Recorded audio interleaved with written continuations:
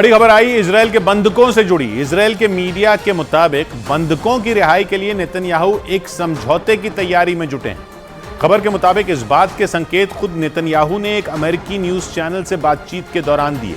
उन्होंने एक सवाल के जवाब में कह दिया कि बंधकों की रिहाई के लिए जल्द एक समझौता हो सकता है, यानी इजरायल और हमास के बीच बंधकों को छुड़ाने के लिए एक डील की तैयारी हो रही है। हालांकि इजरायल और हमास के बीच ये समझौता किस तरह का होगा, इसकी कोई जानकारी नहीं दी गई।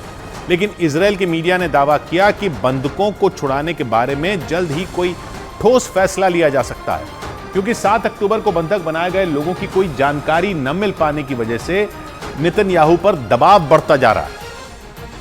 और इसीलिए माना जा रहा है कि वो अपने सबसे बड़े दुश्मन हमास के साथ भी समझौते के लिए तैयार हो गए, ताकि 240 से ज्यादा बंधकों को हमास के चंगुल से आजाद कराया जा सके। इजरायल के मीडिया के मुताबिक एक अमेरिकी न्यूज चैनल के कार्यक्रम के दौरान नेतन्याहू ने इस बात के संकेत दिए कि बंधकों के लिए वो एक डील की तैयारी कर रहे हैं। हालांकि उन्होंने उस दौरान ये बताने से परहेज किया कि समझौता किस तरह का होगा। साथ ही उन्होंने ये जानकारी भी साझा नहीं की कि ये डील हमास के साथ हो रही है या मध्यस्थता करने वाले कतर या मिस्र के साथ। माना जा रहा है कि नेतन्याहू हमास से सीधे डील करने की बात से बचना चाह रहे थे, क्योंकि अगर ऐसा है तो फिर ये हमास के आगे झुकने की तरह देखा जा सकता है और इससे नेतन्याहू की हमास को मिटा देने वाली छवि को चोट भी पहुंच सकती है। जबकि वो पहले से ही बंधकों के मसले पर बुरी तरह घिरे हुए हैं, क्योंकि इजरायल की जनता बंधकों की वापसी की मांग को लेकर उनके खिलाफ सड़कों पर उतर चुकी है। और इसकी वजह यह है कि बंधकों को छुड़ाना तो दूर, इजरायल की सेना और वहां की खुफिया एजेंसी बंधकों का कोई सुराग तक नहीं ढूंढ पाई। जबकि शुरुआत में ही नेतन्याहू ने कह दिया था कि जल्द बंधकों को छुड़ा लिया जाएगा। पिछले महीने हमास ने अमेरिका और इजरायल के कुछ बंधकों को रिहा भी किया था, जिसके बाद इजरायल के लोगों में ये उम्मीद जगी थी कि उनके अपने भी हमास की कैद से जल्द आजाद हो जाएंगे। लेकिन ऐसा बिल्कुल नहीं हुआ। हमास ने इजरायल के सामने गाजा में हमले बंद करने की शर्त रख दी, मगर इजरायल ने उसकी शर्त को दरकिनार करते हुए गाजा में बारूद की बारिश जारी रखी। गाजा में हमास के कई ठिकाने तबाह भी हुए, मगर इजरायल अपने बंधकों तक नहीं पहुंच सका। अमेरिका के मीडिया के मुताबिक इसीलिए नेतन्याहू ने बंधकों को छुड़ाने के लिए हमास के साथ समझौता करने के संकेत दिए। हालांकि अपने समझौते में इजरायल हमास के सामने क्या शर्तें रखेगा, इसकी जानकारी सामने नहीं आई। लेकिन इजरायल के लिए हमास से समझौता करना इतना भी आसान नहीं होगा, क्योंकि हमास पर इजरायल पूरी ताकत से चोट कर रहा है और माना जा रहा है कि हमास के पास मौजूद इजरायल के बंधक ही उसकी सुरक्षा की गारंटी है। और बंधकों की वजह से ही इजरायल गाजा पर फाइनल अटैक से बच रहा है, क्योंकि अगर उसने गाजा में आंख बंद कर बम बरसा दिए तो बंधकों की भी जान जा सकती है। हमास ने बंधकों को गाजा में कहां पर छिपा कर रखा है, इजरायल के पास इसकी जानकारी नहीं है। ऐसी भी खबरें आ रही हैं कि हमास ने बंधकों को सुरंगों में रखा है, लेकिन लाख कोशिश के बावजूद इजरायल अपने लोगों तक नहीं पहुंच पा रहा और हमास को झुकाने के लिए उसने गाजा में अपने हमले पहले से और ज्यादा तेज कर दिए। खबर है कि इजरायल के हमलों में हमास को भारी नुकसान उठाना पड़ रहा है, क्योंकि इजरायल ने हवाई हमले भी तेज कर दिए।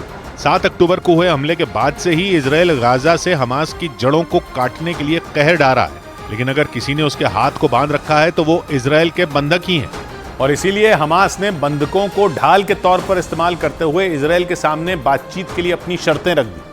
खबर के मुताबिक हमास ने बिना देरी किए गाजा में हमले रोकने की मांग कर दी, क्योंकि इजरायल की सेना गाजा पर ऐसे हमले कर रही है जिससे हमास को भारी नुकसान हो रहा है। इजरायल के प्रधानमंत्री नेतन्याहू ने साफ कह दिया कि उनकी सेना के 2 लक्ष्य हैं, पहला हमास का खात्मा और दूसरा बंधकों की सुरक्षित रिहाई। और जब तक इजरायल ये दोनों काम नहीं कर लेता तब तक वो शांत नहीं बैठेगा। हालांकि बंधकों की वजह से इजरायल वो हमला नहीं कर पा रहा जिससे हमास की कमर ही टूट जाए। हमास को घुटनों पर लाने के लिए ही इजरायल की सेना ने गाजा के सबसे बड़े अस्पताल अल शिफा को भी घेर लिया। इजरायल ये आरोप लगाता आया है कि अस्पताल के नीचे हमास ने अपना कंट्रोल सेंटर बना रखा है, जबकि हमास उसके दावे को गलत बताता है। मगर अब जब अल शिफा अस्पताल को इजरायल की सेना ने घेर लिया तो हमास ने बंधकों की रिहाई के मुद्दे पर बातचीत से पहले इजरायल से हमले रोकने की मांग कर डाली। हालांकि खबर है कि जैसे ही हमास ने गाजा में हमले रोकने की शर्त रखी, नेतन्याहू उस पर बुरी तरह भड़क गए, क्योंकि इजरायल पहले ही ये साफ कर चुका है कि जब तक हमास उसके लोगों को नहीं छोड़ेगा तब तक गाजा पर आफत बरसती रहेगी। और नेतन्याहू के गुस्से की आग ऐसी धधकी कि गाजा में इजरायल की सेना ने हमास के ठिकानों पर बमों की बारिश और ज्यादा तेज कर दी।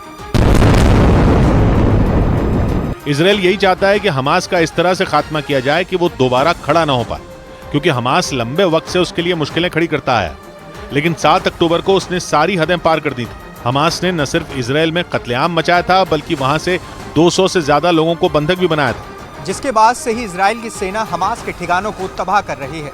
ऐसी खबरें सामने आ रही हैं कि अपने ऊपर हो रहे जोरदार हमलों को रोकने के लिए हमास ने अमेरिका और इजराइल के कुछ बंधकों को छोड़ने की बात कही और बदले में उसने सीज फायर की शर्त रखी। लेकिन उसकी इस शर्त से नेतन्याहू का गुस्सा भड़क गया और इजराइल की सेना ने हमास के ठिकानों पर हमले और तेज कर दिए।